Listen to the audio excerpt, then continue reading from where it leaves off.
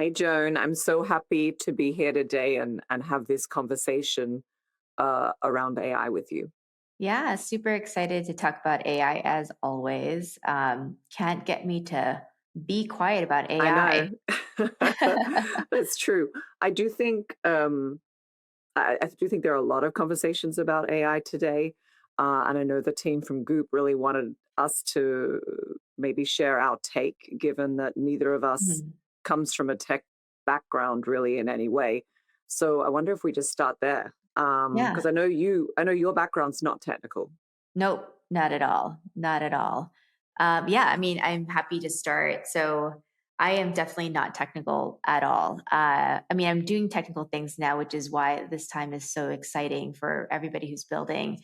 But I really started off as an educator. I did a small stint in fashion design, but started an education company when I was 19, actually.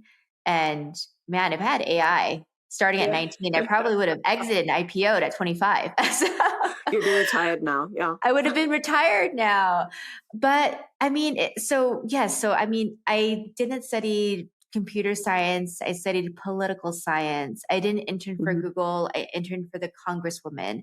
And so my background was so far from technical. And that's why it's so fun right now to build. But I think, though, I would be remiss if I didn't mention that even though I'm not technical, I have this technical curiosity about myself, right? Yeah. That I Yeah. want to call out because I think that's really important. When I was in high school, I was very much into the Adobe suite, right? Dreamweaver, Flash, using all those things. And when new tools come out or platforms like Canva, when it came out a few years ago, I was all about it, wanting to use it, wanting to see how it could upskill myself in graphic design, which it definitely did. And so there's always this technical curiosity about myself that really helped me navigate to where I am right now in building with AI. No, I think it's interesting. I mean, my background's not technical either. Um, I grew up in Australia with a very outdoorsy, sport-based, I think, start to my life, and my undergraduate degree is actually fine art and finance. So definitely math, but not technical at all. And I spent a lot of my career at Boston Consulting Group, so at a big consulting company. But again, working with creatives, I led our luxury and fashion business. And so really, I wouldn't describe it as a hotbed of engineering or technical know-how. But a Mhm. little bit similar to you, both I've been very curious and open to things and new technology my whole life. And then as part of my job was really future trends. And so I Sure. think we were always looking at this a little bit in consulting, it's theoretical. And so when I left a couple of years ago, partly it was because I didn't want to be just looking theoretically at all these things, Mhm. but actually being in it a little bit, versus when I was in consulting, when digital came up and social came up or Web3 came up. AI felt a little different. It felt like you needed to practically use it and get your hands dirty versus not. Um, but I do think it's really, I think it's just interesting that people with no technical background can actually really embed themselves in it. Yeah, I mean, beyond interesting, I think it's absolutely exhilarating Hmm. because I think now the barriers have been dropped, right? Before, I think I remember when I decided to start Bumo, my company, and we veered technical because we were actually a brick and mortar space, evolved into like online learning, and then evolved into what we are today, and went more technical. I remember that I had to beg our head of product to build something, and then they had to build a PRD, and then they had to talk to the engineer, and then and then I had to just wait and wait and wait. So I went from like having a vision for something Hmm. and waiting for a long time before I saw it to Come to fruition. life. Yeah. Yeah. And literally right before this, Sarah, I like had an idea for something. I just I didn't even write it. I voice dictated a prompt of something that I wanted to build. And now it's running literally as we're recording this. And it's probably going to be built by the time we're done recording. I It's know crazy. it's crazy. It's crazy.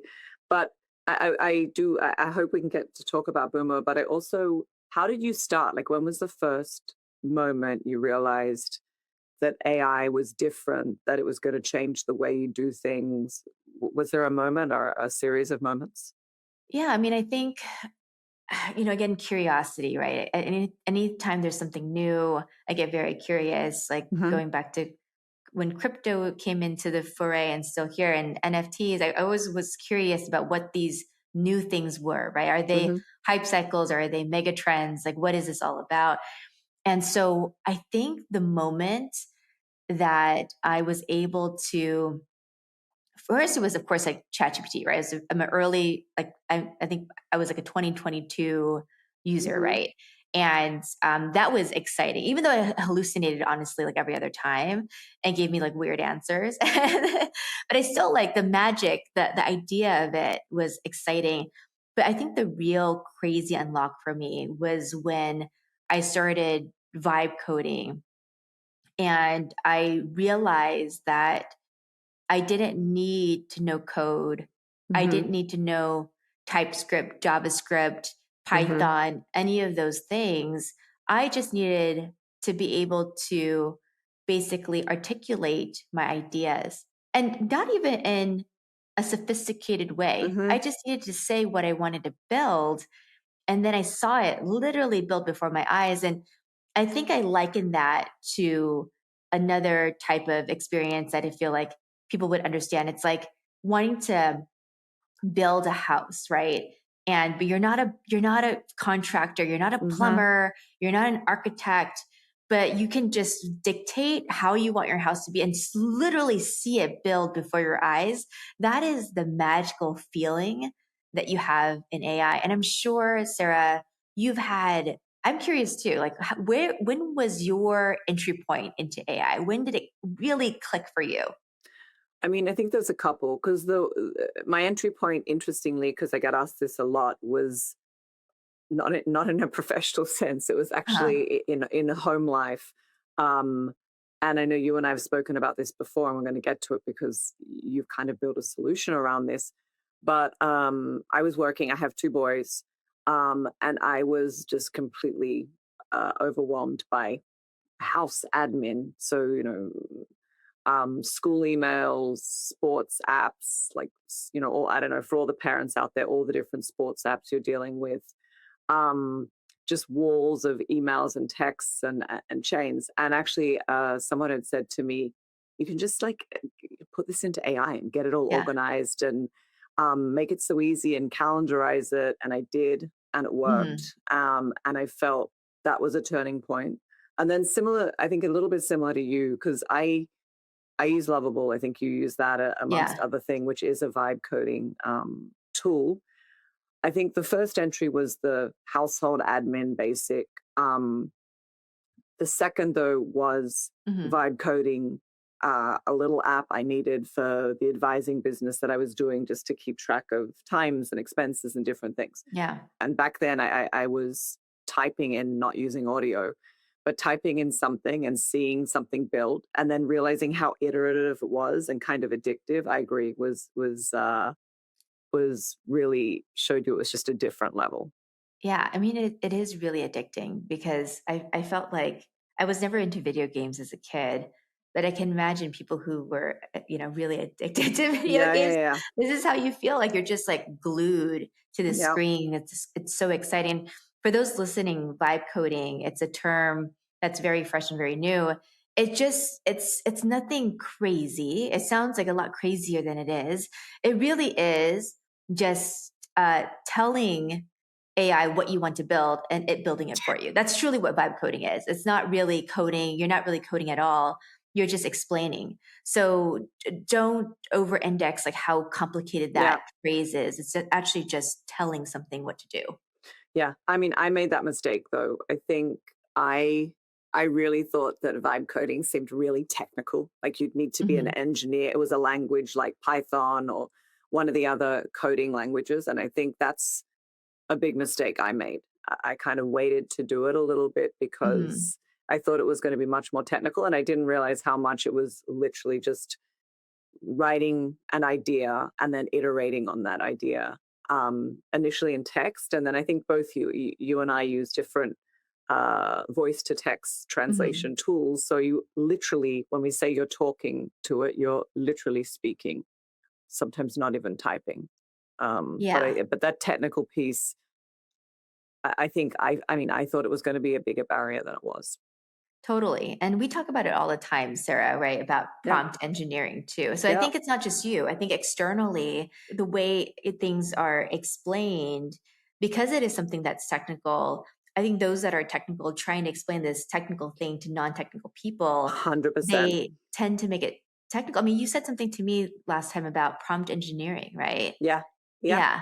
Yeah. Yeah. Can you share I more had about that?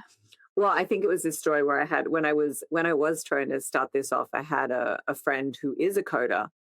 Is it this one? And then um, and they told me that they were going to be able to teach me to prompt engineer. And the way they were even trying to explain how you use some different tools was just in another world, and I didn't understand it. And so they'd introduce me to something, and then but without any real introduction, because someone I think who's from too technical background actually Mhm. can't explain it No. in the right way. And then I also see, and I didn't do this, but I've had a few friends do it, because there's a lot of these, vibe coding and vibe engineering courses as well, which Yeah. I think are a bit more social media clickbait than something you really need to do to just get started. Yeah, and I want to point out another thing too, prompt engineering, right? That's another meaty, heavy word, like vibe coding. I mean, it's not really coding; it's just like telling, literally chatting in as if you're typing into Google chat or a search bar.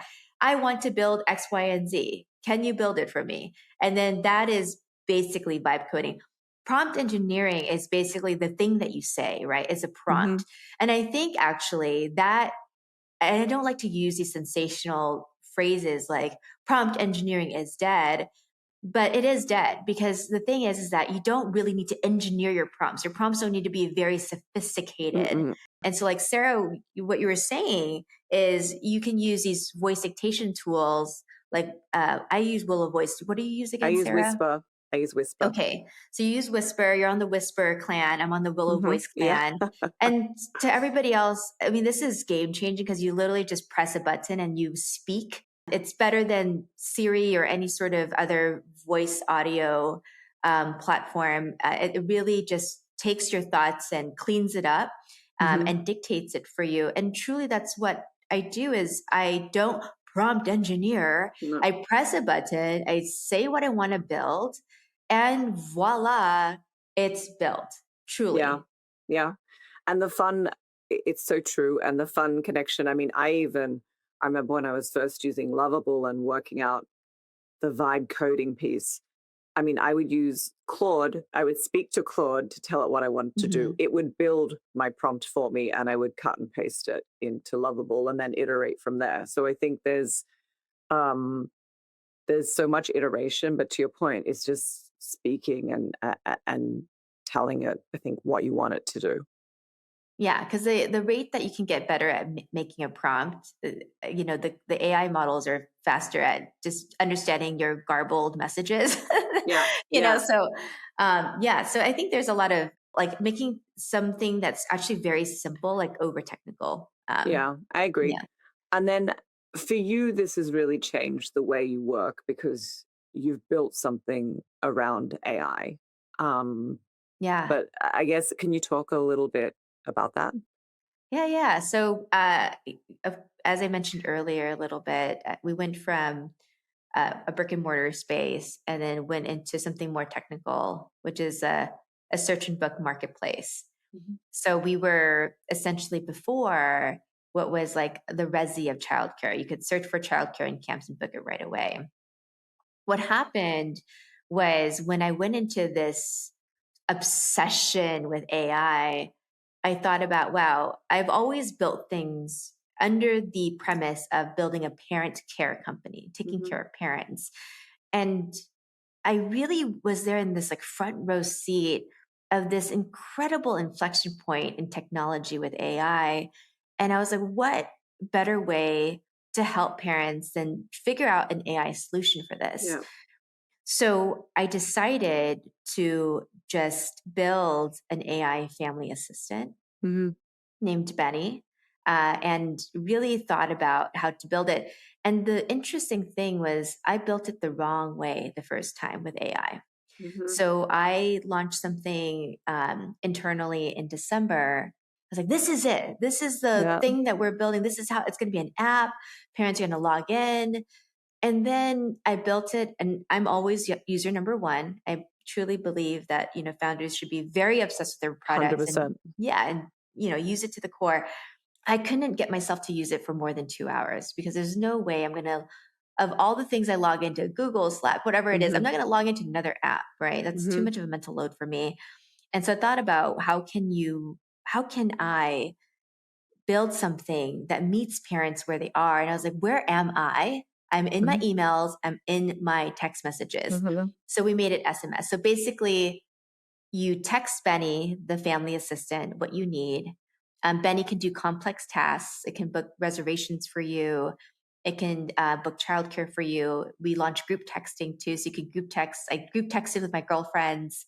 We set a dinner date. Benny booked the reservation for us, sent us calendar Oh, invites it's and text great. reminders. And again, a reminder to everybody, I am a political science major, or was a political science major, not a computer science major. Hmm.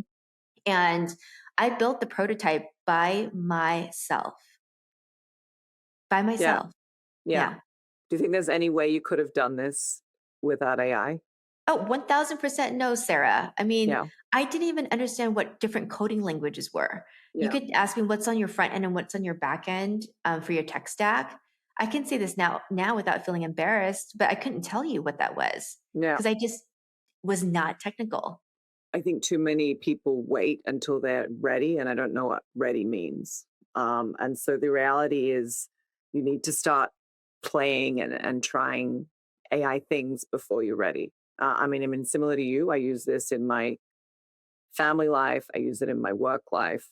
But I just think you have to pick any piece to test and use. And it's interesting. I imagine a lot of people listening to this have Mhm. used it, but probably as a search engine. I think that's often the first, people are using it for Sure. a little bit like a replacement to Google, I guess. Mhm. Um, but it's really that next use case that is a ha moment for most people.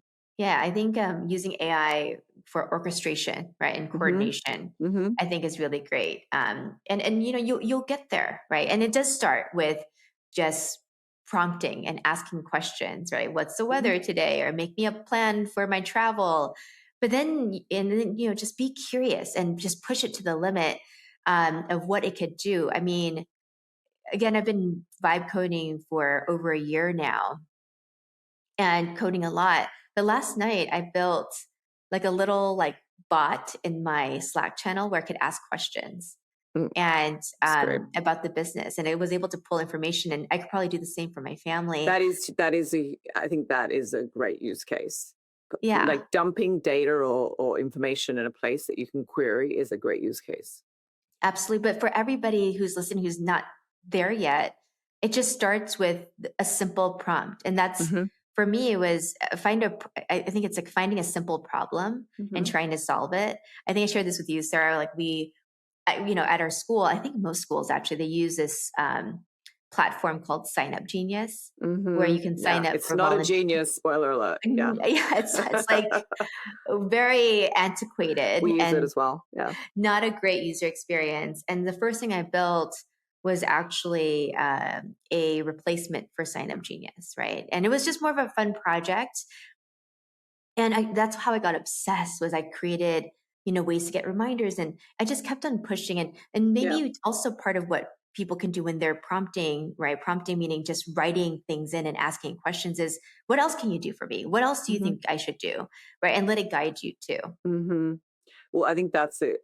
That is a great piece of advice for anyone getting started. I think I use Claude a lot. I think you do as well, along with Hmm. a mix of other things.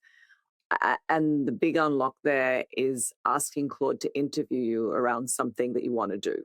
So instead of thinking you need to know all the bits to put in, I think asking it to ask you questions is is the other way that can be really helpful. That's such a great idea. Like, I love Yeah. that. Yeah, I think it's good.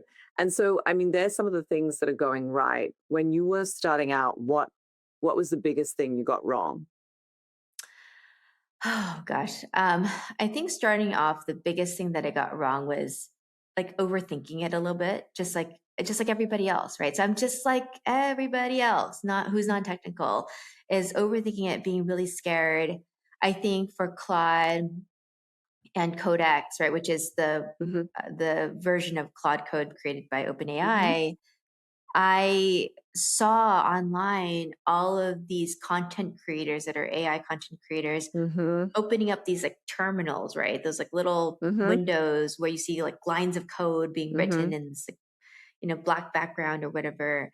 And I got intimidated and I was like, oh, I can't get to this next level of coding, right? With using Claude Code and Codex, which are much more powerful. Hmm. And I think it was just like breaking down that barrier and realizing that I just need to keep on going. And I think another thing too that I realized too was that in work especially, I felt like I could upskill everybody to AI, right? And I think it's possible, but I think it's also surrounding myself with those who have like the AI mindset too, Hmm. and beyond just like giving people tools and saying like, hey, learn this tool now, learn these 10 tools now. You can only upskill your team if you show them what it could do for you aside from what that specific tool can do, meaning the zone of genius, right? How Hmm. can it unlock that zone of genius for you? Like, you are a great marketer. Do not spend 10 hours a week doing A, B, and C that's like mechanical Yeah, and robotic. Make AI do that so that you can think of creative um, launches, and you can think of creative brand strategies. So it's really like reframing that. And I think, and 100%. yeah, at first I was like, this is a tool, use it now, and Yeah, that was like the wrong approach. yeah. I think especially with creative people. I mean, I spent my whole career working with creatives, and I think um, one of the biggest benefits for someone creative or working with in the creative industries is freeing up from like administrative or mundane tasks that take a lot of time. So you can actually spend more time being creative, thinking, doing the more higher value added things. I think starting with mundane parts of the daily job is a great way to get people started. And it sounds like you were doing that in your team. You mentioned one other thing. You said the AI mindset. What do you think Mhm. is the AI mindset? I think it's unafraid. Mhm. I think it's curious. I think it's hopeful. I Mhm. think that a lot of times, again, especially for those who are non-technical, you're afraid of what seems very technical because you'd feel almost like an imposter syndrome. You feel like you're not qualified, right, to do things that are technical. Being intensely curious to see how far you can push it, and being Mhm. hopeful that this is going to enhance my life because it's going to free up time. I'm going to have more time to do the things that I love. I'm going to have more time to spend with my family. I'm going to have more time to pick up a hobby like me. I started playing tennis, and Tennis, I yeah. yes, and I'm obsessed because I a year ago, if you told somebody that I was playing a recreational sport, they would think you're crazy because I was working so much. And I'm not trying to promote exhaustion culture at all, but we were just in this phase of work where I was working Mhm. so much. Mhm. Um, and it's allowed me to have this time, and what a gift is time is a gift, right? Truly, in any way. And so I don't know, I think that's something that I found to be the qualities, right, in a person who's more, I guess, it's like AI forward, right? Yeah. Is having those three things. I don't know. What about you, Sarah? I think for you, what's special is that you are working with executives, leaders of amazing Mhm. companies in what you do every day. And for me, I'm running a team of 12 people. Mhm. For you, you're working with companies that have teams that are 5,000, 10,000, 50,000 people. Mhm. And so, what are you seeing in this ecosystem right now with AI and how it's being viewed? Yeah, it's interesting because it runs the whole spectrum. There are companies I work with that have really been on the AI path from day one, and they're using it, and their teams are using it, and they're also having competitions for team members, vibe coding competitions, and their executives are using it, and they have licenses for different things, and they're actually using it to transform their businesses. There are other companies I work with who only use Copilot. Hmm. That's the one thing, and I think I mean, Copilot has its advantages. I don't want to disrespect anything, but it's I'd say a little bit on the basic level, but obviously attached to the Microsoft suite of tools. The companies that have done it well, in my opinion, are those that have taken a top down and sort of bottom up approach. So there Interesting. has to be if the CEO and the C-suite are not interested, then nothing's going to happen on the one hand. So I think having a CEO and a C-suite who are aware and understanding and really driving um, a path towards how AI can be used to transform the business, I think that's important. But then there also has to be something bottom up. If this is just pushed from the top, which I've seen companies that will Hmm. bring in a big consulting firm, do a big project, and try and push things down through the organization. I think that doesn't work either. There has to be a pull from employees, and that's a little bit what I was saying before. I think some of the use cases that are most attractive for some of the teams are those that help take away the administrative tasks. I mean, easier reporting. Yeah. Just taking away things that would be sort of mundane or incredibly time consuming. And I think one of the most fun ways, and I think some companies talk about this publicly, is doing these, getting a license to something, and again, Hmm. could be Lovable, Replete, Cursor, whatever, and letting teams have little vibe coding competitions, and Yeah.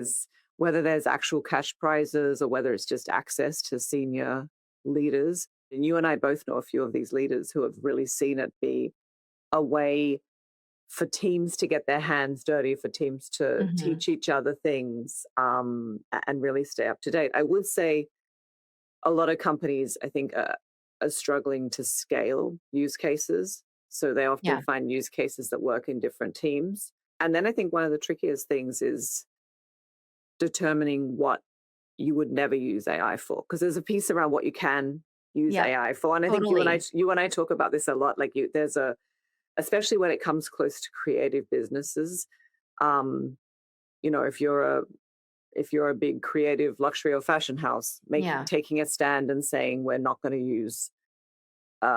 going to use real talent in our commercials, for example. Correct. Yeah. Um, but I know even you have a smaller team, but you've had to make some of those choices around where to and where not to use AI as well. Yeah, absolutely. I mean, I think right now we experiment with creating content with AI, Mhm. and and it depends on the company, right? Every company, every business is different, every person is different. Mhm. But because we are working with families and children, and we just really, our brand is the cornerstone of our brand is trust and community. And so there's a part of AI that can help accelerate parts of that, right? Sending out more emails to have more community events or building more brand partnerships, right? But there's a Mhm. part of AI that can dismantle that too. So if we start doling out just a bunch of AI generated videos that feel hollow, Mhm. and then we start to lose the trust of our community and our Yeah. brand. So that's why we have to be really careful about how we use AI. I mean, AI, just like any tool, it has its place and it doesn't have its place in certain things. I wanted to double click on one thing that you mentioned. You said that the executives of these companies, the CEOs, are even using AI. And you're saying CEOs of large companies, even, Mhm. are sitting in the driver's seat and saying, I'm using these tools, I am hands on. I think they have to. I mean, I think if they're not doing that, it's very difficult to drive use of AI through a company if you're not using it or don't understand it yourself.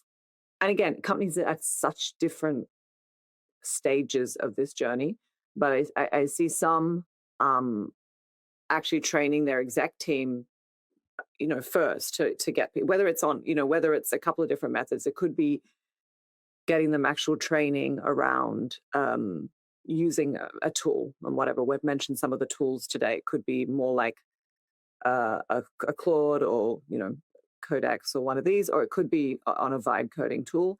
And then the Mhm. other is actually just giving them exposure to AI forward companies, having little venture days where you bring in early stage companies and the founders can talk about what they're building and what they're doing um, across the value Mhm. chain of those companies, just so they Mhm. start to get well, I think one, you and I talk about this all the time.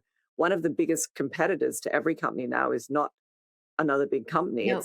No. It's a company like yours. It's like a Yeah. 12 person, it's a 12-person company Uh-huh. that's catching up. So I think opening the mind and understanding what people are building is one of the quickest ways to help executives sort of see where this is going. Yeah, and I think the undercurrent of what you're saying that I'm seeing that's really important to point out about the fact that even if you're a CEO of a big company, you're still sitting in the driver's seat learning this new thing. Hmm. This has never been before seen. No CEO is going to, of any size company, is going to say, okay, you know what? I think I need to learn legal now. I think I need to Hmm. learn finance now. CEOs, executives tend to have their zone of genius. They hire the people who are very good at what they're supposed to do, right? Hire the Yep. best lawyers, hire the best people in HR. But here, everyone is at the starting line. So you can't find the best people in these fields because we are all at the starting line. We are all um, at this sort of like stage, right, of Hmm. like being fertilized Yeah. into these AI superstars. So for everybody who is saying that they feel like they're too late or they're behind, no one is. We're just Mm-mm. getting started. Yeah, we're just getting started. And I think the tool, I mean, what is overwhelming around it is the number of different tools and all the other noise. And I think the other thing you and I talk about a lot is you've got to find your room. And I Yes. think both you and I had experiences in the past, at least I did when I was trying to, quote unquote, learn AI, of being in rooms largely male dominated. It was Hmm. a little bit stereotypical, the young guys in hoodies, but with a lot of acronyms and a lot of heavy coding background, and that just Hmm. wasn't the right room. I mean, you and I co-founders of this little community kinship, but it's just basically getting like-minded people together so we can talk openly about what's working, what's not working. And that's usually around our professional lives, but Right. also I think, things we're using day to day, and no stupid questions.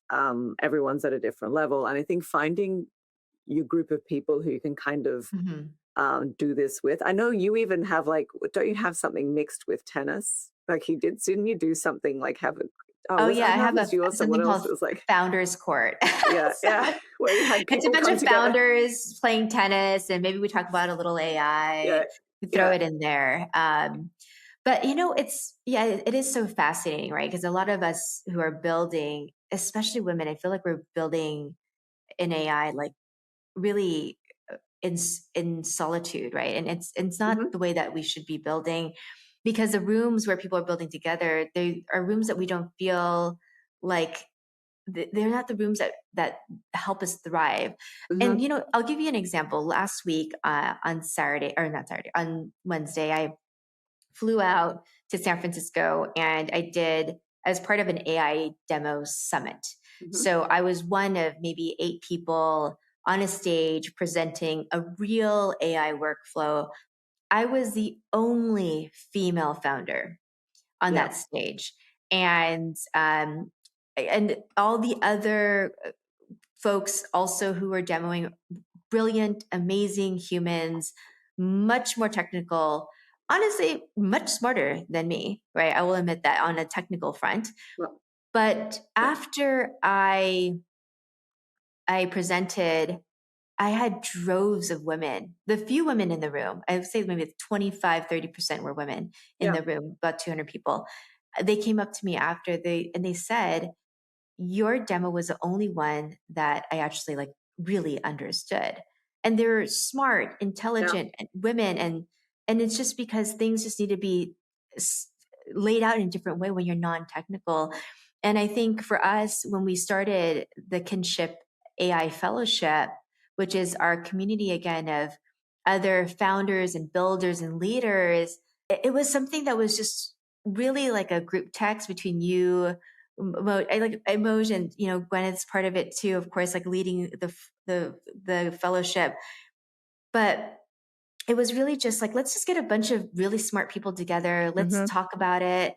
Let's talk about AI, but let's not just give a keynote about AI Yeah. to each other. We're just talking about it, being very vulnerable about what's working, what's not working, and just building together and being vulnerable again. I mean, I talked to one Yeah. of our fellowship members last night on Zoom, and he and I were just riffing about how like, he has like this idea. He's like, dashboards are dead, Joan. I was like, tell me Hmm. more. Yeah. And he was just like, yeah, you just get notifications. Why log into a dashboard?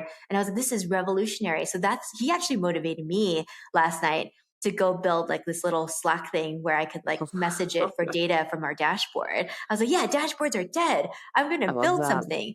Yeah. And those are the rooms that we all need to be in, right? Those are the Hmm. communities that we need to start building either Hmm. in a structured or unstructured way so that we can learn together, be vulnerable together, and upskill 100%. ourselves together. Yeah. And I should say that, I mean, you mentioned speaking to someone last night. I mean, kinship is everyone. It's not a female only fellowship, so it's certainly mixed. I do want to spend a second on. I don't want this to become a women versus men in AI, but I do find it a really striking moment. I mean, we all know the statistics. I think when it comes to founders, that I think they receive 1% of venture capital, female only founded companies. I think when you include having a female, not a 100% female, but having a Mhm. female, it jumps to maybe 20% of funding. So that's obviously a big gap. We also know there's a lot of data to suggest that female founded companies actually return really well from an investment standpoint. I have my Mhm. investor hat on now, but I think AI is introducing a new variable that could either start to close that gap or widen Mhm. that gap. Mhm. And I think, you mentioned you were at this where you just were, there were maybe 25% women in the room. And the data does show that women are adopting AI much, like I think 25% lower rates than men. Mhm. And I think that's actually an improvement over what it was at the start. And yet a lot of the jobs that are going to be disrupted by AI are held by women, and that's a real tension. Similar to you, I try to Mhm. take a very optimistic view around this and think that we're really at the start, and there's a moment now to close the gap and um, sort of you close that gap Yeah. by building experience. And again, I think we'll speak about it more as we chat. I still believe that other non AI things are the most important. I still think relationships, domain expertise, the ability to ask the right question, the ability to Mhm. communicate and collaborate. I think all of these skills in an AI world are even more important than they were before. But you have to find a community or a room of people to to sort of learn and riff with to move forward. Yeah, and I think what's important to note too is like it's not that AI can necessarily just replace a Mm-mm. whole job. It can make a job that was once non-AI. It can make the AI version of that job more, I guess, more uh, fascinating, right? I'll give you an example like marketing, like we still need marketers, Mm-hmm. right? We still need sales 100%. reps. But right now in this AI world, an AI forward marketer Mhm, is better than a non AI forward marketer, right? mhm. Not because they're building ads with AI models and or like AI images, but because they're thinking about how they're streamlining their workflows faster, getting metrics on conversion faster with AI. So I think that's where it is. And so I think it's just more, if I had to like really simplify it, is I think about the change, and this maybe not the most analogous example, but when Google Suite came on, right, and or Hmm. Microsoft, right, and it's like, okay, now you have to. Do you know how to use Word, right? That was a line in your resume. Can you use Word? Can you use Yeah. PowerPoint? Can you use Excel. Can you use Excel? Excel? Right? Are those the skills you have? And so Yeah. I see it as that. Right? I see it as that one line in your resume that's just going to make an enhancer for you. Right? Are you Hmm. AI forward? Because that's going to make you go faster. Instead of writing things on a piece of paper, you're using Excel. Instead of like doing decks like the long way, you're using PowerPoint. Hmm. And so I just see it as an enhancer. And I think that you're doing this because you value your time, right? Hmm. That's where it has to start. Do Yeah. you value your time? If you value your time and you want to save time, this is something to lean into. We can save more time to do more of the things that we enjoy, spend more times with our families, have more time for ourselves, right? This is something that can unlock a little bit of more time that's going to Hmm. make things just a little bit better. Yeah. So thinking about time and trying to give some real examples of, I think, how we use AI. Talk me through a typical Tuesday, Wednesday. I don't know. Talk me through how, how you would be using AI on a typical day of the week. Yeah. I mean, I think in terms of, so this is a mix of probably work and family too, right? Hmm. Because 100% has to yeah, be. I mean, It's those are how my we live. It's days. how we Yeah. live. Yeah. As I mentioned earlier, Benny, the AI family assistant, we have group texting. So we do a family huddle every week. So every Thursday, Benny will remind us to do a family huddle to basically go over every single thing throughout the week. Who's Do you dropping do off? it with the kids or without the kids? Oh no, just me and my Just husband. okay. Yeah, my kids are 8 and 9, Yeah. so they don't have phones yet. But we're just texting back and forth on like, okay, who's going to take my daughter to Hmm. horseback riding camp, or my son to coding camp or soccer camp, whatever it is. So we go through the whole week. That helps a lot. Benny also sends us text reminders, calendar invites, the whole shebang. And then typically for me, I have different automations that I'm using. So, for instance, I created an automation on Codex where it sends me, I have an AI agent send me an industry pulse report every single Hmm. Monday. So it tells me what's going on in the industry. It sends me a competitor report every single Tuesday. And it sends me a viral content report every single Wednesday of what's going viral on social. I have a social media agent every single Thursday giving me a social plan for the following week. And then Yeah. I can approve the plan. That's all sent to me by Slack. And so I have these agents running, and then I have an AI assistant, Howie, that schedules all of my Yeah. meetings. So I go through my emails. I have Fixer drafting responses to all of my emails. I send them, or I edit the responses and send. I loop in Howie, an AI assistant, to schedule my meetings. Yeah. So Howie just scheduled yesterday. There was like a 10-person meeting, I felt like. I was like, oh, heck no, I'm not going to I know for those try. listening, Yeah. Joan hates meetings. She doesn't like I meetings at all. She avoids meetings. anti-meeting. And Yeah. so Howie was in there, scheduling, and Howie got it scheduled. I had all these people with their EAs and, really important people. And, a lot of times you get nervous, right? Putting an AI assistant in such an important email. But I was like, I'm not going to spend 45 Yeah. minutes of my life trying to coordinate this. So, I mean, these are the simple tools I use. And of course, I'm vibe coding all Hmm. the time. Hmm. This morning I started vibe coding something for my friends and I to plan our next family trip. We go on a trip with 4 families. I created an expense tracker for a last family trip that we had, where we all put our expenses in, and it did all the math for us in terms of who pays whom and all that Yeah. stuff. So The I'm just travel always running. itinerary is a great. I think the travel itinerary is a great use case. It's so excellent at that. Yeah, because you did one for Japan, right? When you I went. did one for Japan. Yeah. I actually, Y- yes, I did do one for Japan And when you I just went, came back from Italy. and I just came back from Italy, and I did. I mean, we were there for something specific, but I also I used it then. I think it's really it's so fun using it for travel itineraries and advice and information and mixing schedules for kids of different ages and like people with different. My whole family, we all have very different interests, but Yeah, I find it excellent. I mean, I find it excellent for that. totally. And outside Um, of travel, what else do you use it for, Sarah? we mentioned before that I use for voice to text Whisper, so Hmm. that's I guess a constant thing that I'm using throughout the day. I mean, I even use it for my text messages and other things because I find it so much better than any of the others. I also use an AI note taker. I think you do as well. I use Yep. Fireflies, but you use granola. No, Granola. you use I'm a granola. I granola use. girl. I know. I Yeah. wonder. I think maybe I need to change it some, but I've been using Fireflies.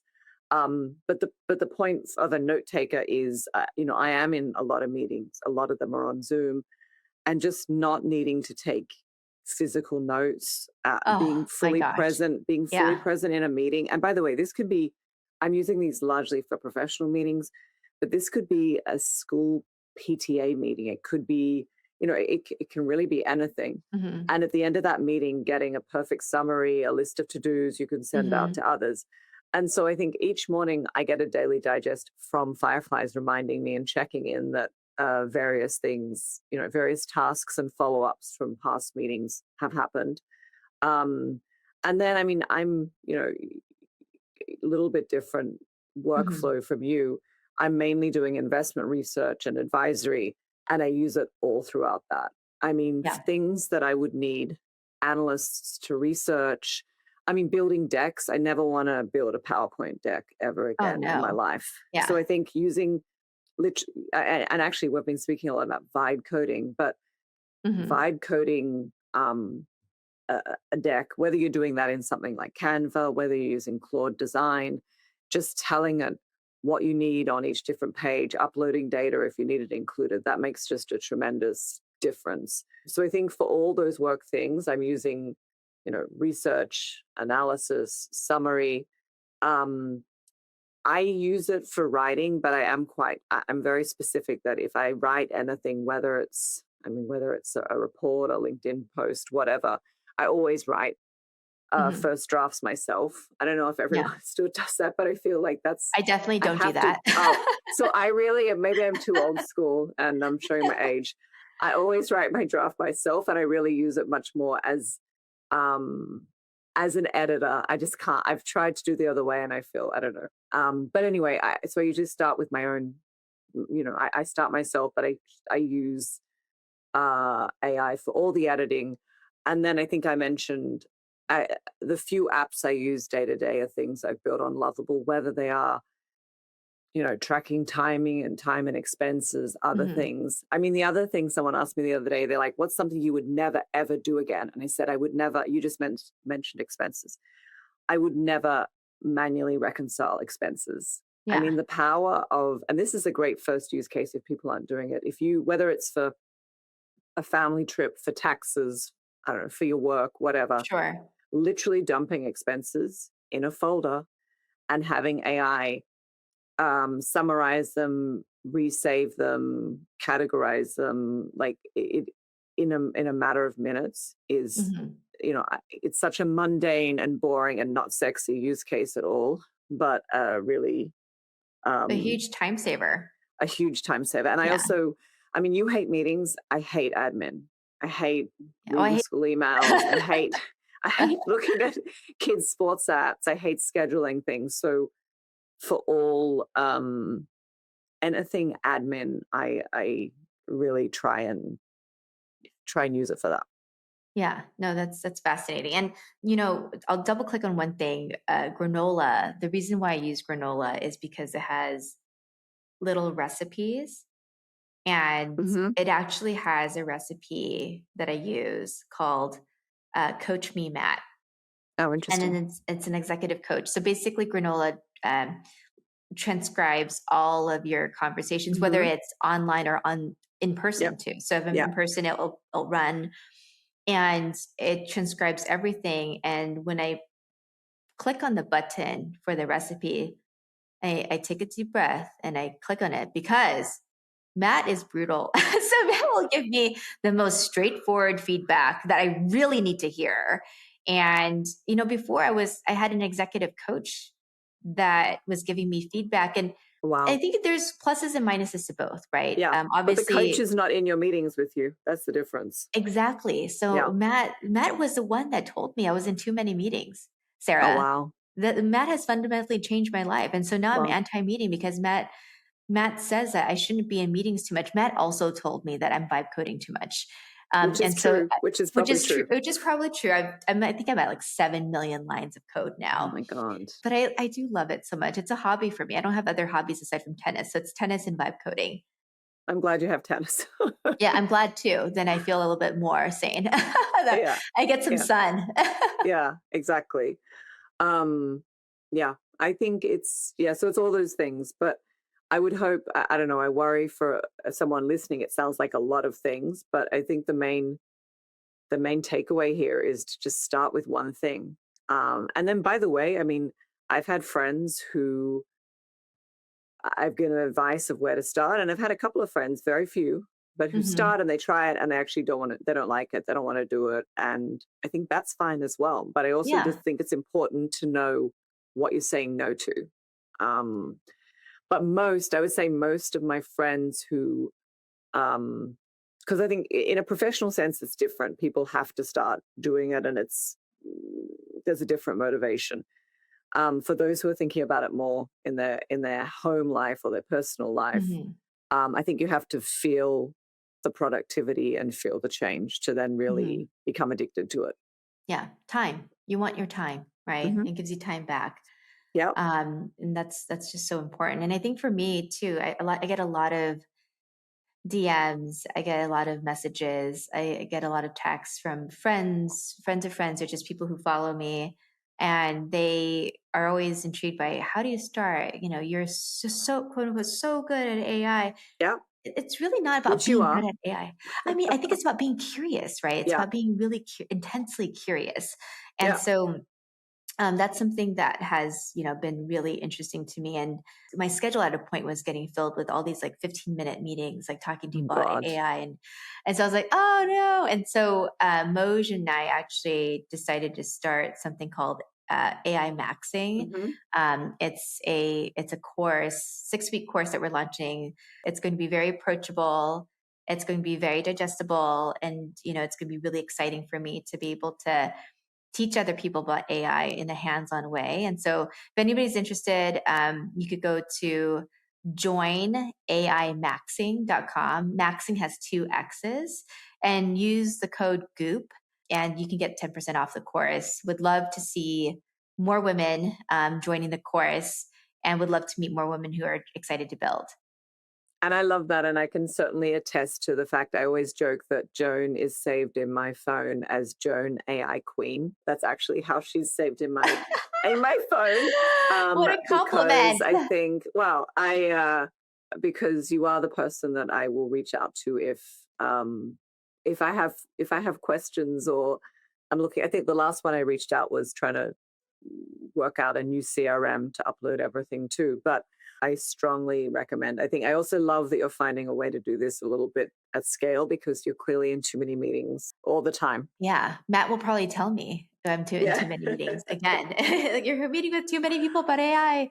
Yeah. I do love it though. I mean, I think it's just so fun to unlock something for somebody, and to be able to do it at scale is like really fun. Either whether it's casually through our fellowship that we have, where Yeah. we meet with founders once a month and we talk about what's going on in AI, and we have little presentations. That's always really amazing too. And I think it's just like casual conversations about it. I mean, it's always like really great to impart some sort of learning to anybody, Hmm. especially at this critical time too, where things are changing so rapidly. And what you were saying earlier about learning so much, and everyone's going to feel like you're not learning fast enough because there's going to Hmm. be a new model out, a new tool, and you just have to set that expectation. You are not nobody. Not you, Sarah, not me, not anybody listening. You're not going to know everything about AI. No. You're not going to keep up with every single tool out there, because literally there's a new launch every single hour, I would assume. Yeah. I It's just crazy. think that's true. I also well, at least for me, I had to I had to get used to the feeling of being back, like learning and failing and Yeah. making mistakes. And I Hmm. do think that can be uncomfortable when many of us have spent our whole careers, so to speak, being good at, achieving in the careers, to go back to this real failing and trying and Yeah. experimenting mindset is a little bit different. I do hope a lot of women join you for your course. But what do you think holds some women back from just getting started? I think, especially the non-technical women, I think a lot of it feels overwhelming, Yeah, and I don't think it's them. I don't think it's the yeah, women. I think it's external. Actually, I think it's a way that this information is being presented. It's being presented in a way that's not approachable. It's being presented in a way that feels um, like harder than it is, overly technical when it's not supposed to yeah. be technical. And I think that's such a disservice because you have incredible women who are leaders, brand builders, visionaries, community builders, activists, Hmm. policymakers. And with AI, if they are, there's another phrase, AI pilled, right? That's like God, I haven't the, even heard that phrase. yeah, What's it's it like, supposed to yeah. mean? So it's like you're like just like locked in on AI. And Okay, it's locked so in. Okay. yeah, so if we have this cohort of amazing, incredible women who can be AI pilled, imagine what can be done, right? I mean, 40% of businesses now are owned by women. Yeah, I mean, in terms of consumerism, most consumer spend is yeah. by It's controlled women. by women. I mean, Yeah, women are controlling so much, and so to not have that the externally to not have the tools or the deliverable the ways that information is delivered, it's not if it's not being delivered in the right way, it's such a disservice. And so I don't think it's women who are not engaging. I think it's also externally, right, yeah, that things are just not presented in a way that makes it approachable, which is yeah. not great. I agree with that, and I think the information's not approachable. Uh, I do think women, well, at least the research suggests women have different concerns than their male counterparts when it comes to AI. But it's true that this is probably, well, this is the largest shift that's going to be happening in our, certainly in business, but probably in our personal lives as well. I think with AI, if I look at every previous shift that I've seen, whether it's digital, mobile, social, it changed the conditions of competition.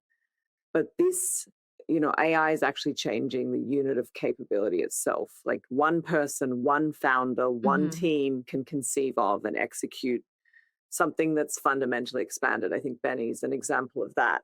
Yeah. And that makes, because I feel right now there's a lot of conversations around, is this hype and is it overhyped and different things. But the thing that makes me say that that this is not just hype, and I've lived through enough of those hype Hmm. cycles to be skeptical of my own excitement around these various Sure. things, is the compounding, the fact that this is happening across every industry simultaneously, not sequentially. um I mean, you're not looking at a sector disruption, you're looking at a, general purpose reordering, I'd say. And I'll be Mhm. honest, that's what finally made me stop watching and start doing. Mhm. Not because I had it figured out, but because I understood enough to know that sitting on the sidelines isn't a neutral position, that, it's a choice with consequences, and that actually we're in a moment where Mhm. the gap hasn't closed. Um, there's time. There's Mhm. time to learn and be embedded. So I hope a lot of people listening to this feel that, and if they haven't started, they can join you and Moja get started. Yeah, yeah, absolutely. And I think one other thing that I wanted to add as an addendum, because you mentioned briefly women having a different uh, set of concerns related to AI. And I think a lot of those concerns are valid. But I Yep, also think it's very important for us then, right, as women to understand AI, right? I have 100%. concerns about AI and children, right? I have concerns about AI and creative builders. I have concerns about AI and privacy. I have concerns about AI and the environment, right? Yeah. The thing that we know for sure is AI is here, and AI is growing at high velocity. So unfortunately, we cannot. It's not something that we can just basically make disappear. It's here, but we can learn about it, we can understand it, so that we can be the voices to make sure that AI is safe for our children, that Yeah. AI is safe for our environment, that AI is safer for, creative builders, right? And thinkers. And so I think that there's something about that that's also really important too, because if you have a bunch of overly capitalistic men Hmm. leading the forefront on AI, I would assume they're not going to care about the environment. They're not going to care about our children. They're not going to care about the creatives in the world, right? Yeah. So this is our opportunity to also be the voices in the room too, to speak upon those things in a very fluent, adept way. Yeah. I think I've come to a similar place as well, in that the people who are going to shape how this technology develops, what guardrails get built, how it gets used, they're not waiting for us to get comfortable. And so the choice isn't really between engaging or not engaging. It's about being part of the conversation. And to be a part of a conversation, any conversation, you have to get smart on that topic. And whether that means you do a little bit and you don't want to do Hmm. any more, that's fine. Or you actually really, I think, as you and I have, kind of get a little bit addicted to it and really find it having Hmm. real value add and usefulness in our day-to-day lives. You don't want to sit outside with no voice and no leverage. I don't think there's ever an example in history where that's worked. Totally. And what an exciting time to Hmm. build. What an exciting time to save time. What an exciting time for anybody who's non technical to upskill, for anybody who's too busy to free up some of their time. It's Yeah. just really an incredible moment for us to embrace. But still, of course, like embrace with caution, but it's truly exciting. So if I'm sure some listening are at the start of their careers. And so if you were starting out your career now, you just graduated and you were at the start of your career, what would you do differently, or how would you think about that? I would start a company. I mean, I did do that after college, but I Yeah. mean, I would start a company because you could probably go faster. You could fail faster. That's the thing. Yeah. You could fail faster and you could fail cheaper, Hmm. right? So fail fast, fail cheap, fail again, and until you build something that's really exciting, right? Because before, to build something like the sign up form that I made with AI, that would have cost me a lot. I would have had to hire Absolutely. engineers. Yeah. I would have had to raise capital. Yeah. I mean, this is a time where women can build. Anybody can build, not just women, but anybody can build and retain ownership over what you're building, because the cost of building and the cost of failing Yeah. is so darn cheap. I think a little bit the same. I mean, I think using this, whether you're starting a company or having a couple of years at a company where it's very AI forward or the like, is useful as well.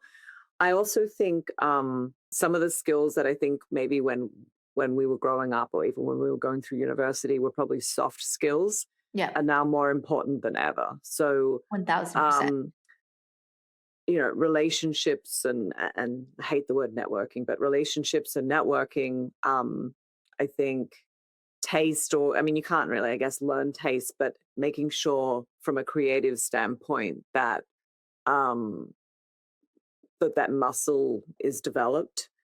And I still think experience, I don't think it's going to take away from experience and having good judgment and having deep domain experience. I actually still believe Mhm. that having real experience in specific areas um, is going to be valuable, Mhm. because AI can do some things, but there's actually going to be a judgment expertise piece that will still be really important. Yeah, I mean, founder market fit, founder product fit, right? Those are all Hmm. still very important things, for sure. You can build fast and build cheap, but if you're the wrong person building it, it's still going to be expensive A because you're the hundred wrong person. percent, 100%. And I Yeah. keep getting asked, because I do quite a lot of investing. Is there something different now you're looking for? when you invest. And I actually think that it's the fundamentals are kind of the same. So I mean, to your point, it's always for me founder first. I'm Mhm. always, I mean, I always say I think I'm investing as much in a founder than I am, the business.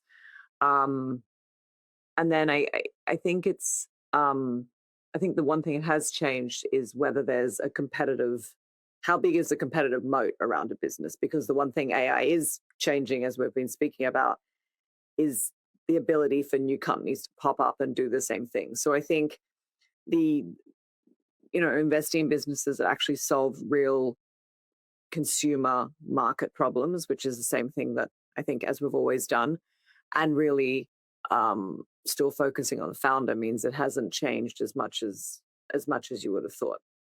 Mhm. Totally. And Yeah, all actually, the there's a bit of a fundamentals are the risk. There's so many. I think now I think every company that's raising money says it's about AI, and I think that's tricky as well. That's tricky because consumer products are still very important, right? You can't find Yep. an AI bottle of soap. So it's just not going to happen. Or Yep. I can't eat AI. And Yeah. so Yeah. Yeah. so those are still very, very important, for sure. All right. So this was a really fruitful conversation about AI, and just wanted to tell everybody that and remind everybody that, again, you have two non-technical people who have been in the throes of AI, and it's just not too late to start. We're actually all at the starting line. So I want to encourage everybody, if you've listened this far in the podcast, you can do it. Start with one tool, do one thing, and just be intensely curious. I would iterate that. I mean, I think this is a really exciting time in history to be starting out, putting all the trepidations and fears to one side. The tools are extraordinary. There are real problems out there that need to be solved. And the people who are going to shape what comes next are the ones who are willing to start now. And you need to start before you feel ready and before somebody gives you permission. My advice is always to find one mundane thing you hate doing and try and use AI to automate that, and you can build from there. But it's been great to speak today, Joan. Yeah, it's super fun. Always love chatting with you about all Yeah, things AI. yeah.